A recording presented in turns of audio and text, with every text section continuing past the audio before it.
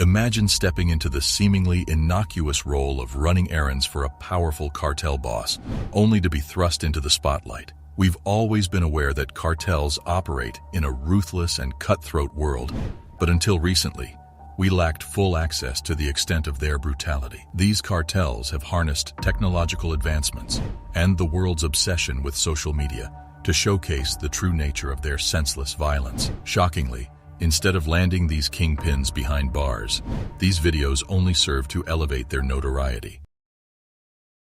Take the case of Felix Gómez Garcia and Barnabas Gómez Castro, two unfortunate members of the Sinaloa Cartel who met a gruesome fate on camera. Astonishingly, they were neither top dogs nor wealthy individuals within the organization. While they paid a measly sum for services, their hired killers spread a chilling message that garnered millions of views. Popular shows like Narcos depict various aspects of working for a notorious cartel. However, they often focus on the extravagant lifestyles of the cartel's kingpins and their inner circle, leading us to believe that you'd be handsomely rewarded despite the risks. That couldn't be further from the truth. Most cartel members earn meager wages and expose themselves to risks as great, if not greater, than those in more conventional careers. If caught by a rival cartel, the fate that awaits is beyond horrific, worse than death itself. In the 2010s, Felix Gómez Garcia and Barnabas Gómez Castro were entangled with the notorious Sinaloa Cartel, formerly led by Joaquin Guzman El Chapo. However, since 2018, El Chapo has been confined to the highest security prison in the United States, with little chance of ever being released. Taking his place are two other prominent figures: his four sons, known as Los Chapitos, the most trusted offspring of the world's most notorious kingpin. On the other hand, we have the enigmatic Ismael Zambada, also known as El Mayo, who continues to evade justice. While El Mayo and Los Chapitos may keep a lower profile than El Chapo, it doesn't mean the Sinaloa Cartel is any less brutal.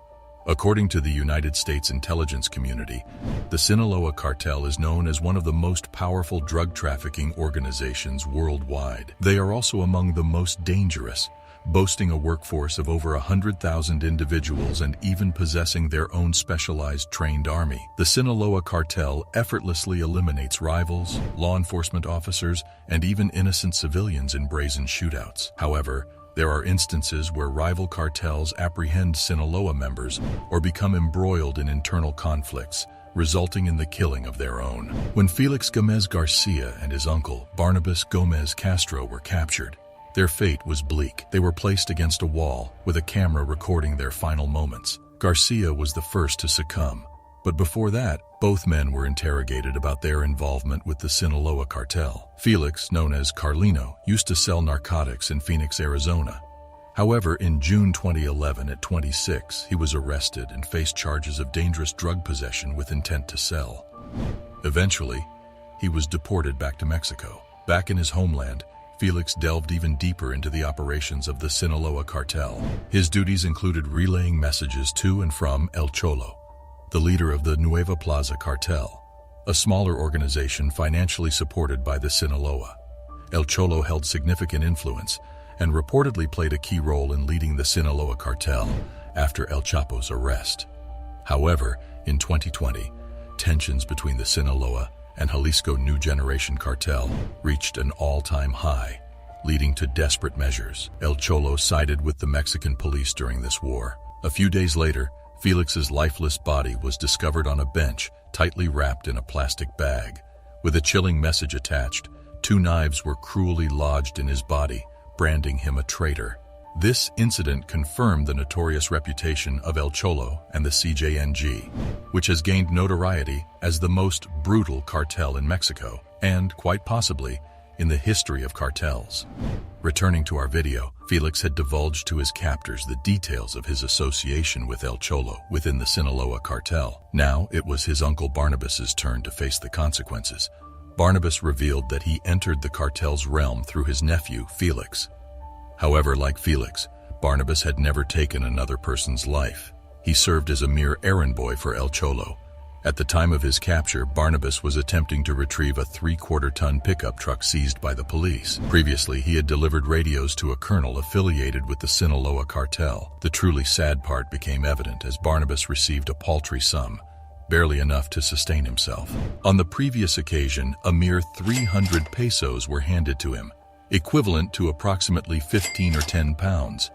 In exchange for these meager earnings, Barnabas willingly endangered his freedom, his life, and the lives of his family members by undertaking a handful of errands for the cartel. One wonders if he was compelled by dire financial circumstances, which left him with no other option but to work for the cartel, or if he simply lacked awareness of the immense peril looming within this dangerous world. Having described the nature of his job and the scant wages it provided, Barnabas openly acknowledged that stealing from the cartel was never an option he could consider. Deep regret consumed him as he reflected on his decision to join the cartel, and he fervently wished that his nephew had chosen to steer clear of the treacherous Sinaloa Cartel right from the start. In this case, it wasn't the Jalisco New Generation Cartel taking captives from a rival group. Instead, it was their cartel, the Sinaloa Cartel, seeking revenge. The Sinaloa Cartel accused Felix and Barnabas of theft, which led to their brutal punishment. As a way of sending a message to other potential thieves within the cartel,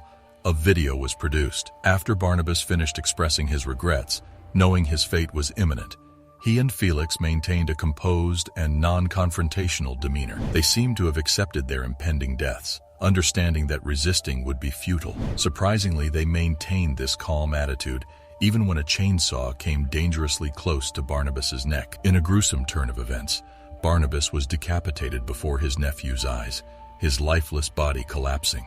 Felix, attempting to avert his gaze, couldn't help but catch a glimpse of Barnabas's blood-soaked remains. It is heartbreaking to contemplate that this was the final image imprinted on Felix's mind before his terrifying demise. Barnabas's life was extinguished within seconds, almost as if the Sinaloa Cartel was showing a measure of mercy. After all, Barnabas had only been associated with them for a brief period, and it was Felix who had pulled him into this dangerous world. When it came to Felix, the cartel's executioners opted for a slower method. Using a machete, they deliberately severed his head while he struggled for a seemingly endless 2 minutes. Once finished, the killers held Felix's severed head, displaying it to the camera before placing it atop his lifeless torso. This grotesque act served as a warning to other Sinaloa Cartel members and anyone foolish enough to contemplate crossing the cartel's path. Before proceeding further, it is crucial to emphasize that seeking out actual videos of these exterminations is strongly discouraged.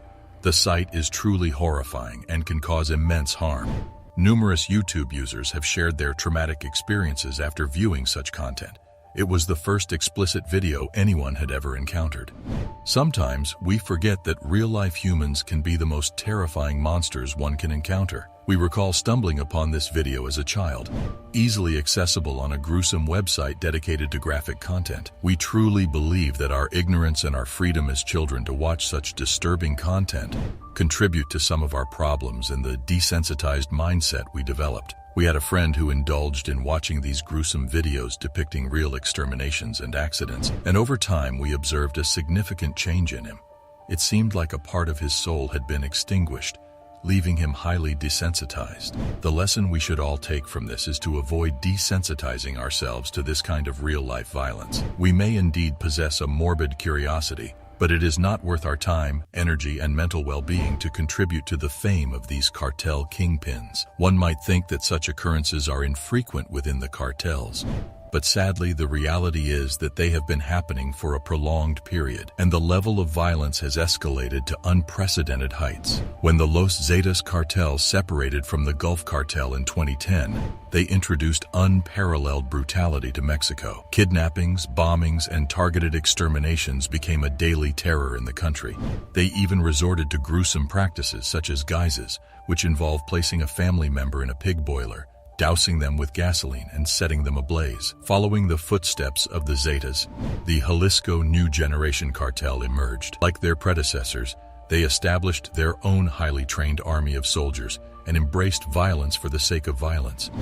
The Jalisco New Generation Cartel took their actions to an extreme level, exemplified by their audacious act of shooting down a military helicopter using a rocket-propelled grenade. Presently, The DEA is offering a $10 million reward for any information leading to the capture of the notorious Mexican drug kingpin El Mencho. As the cartels grew larger, more violent, and increasingly ruthless, they seemed to fuel each other's aggression, pushing the boundaries of violence even further. To maintain their status as the most powerful narcotics trafficking organization in the country, they had to adapt to the changing rules. Consequently, the Sinaloa Cartel descended into even darker depth. Before you leave, please consider subscribing for more content. Do these cartel members, when captured and subjected to unimaginable cruelty, deserve their fate?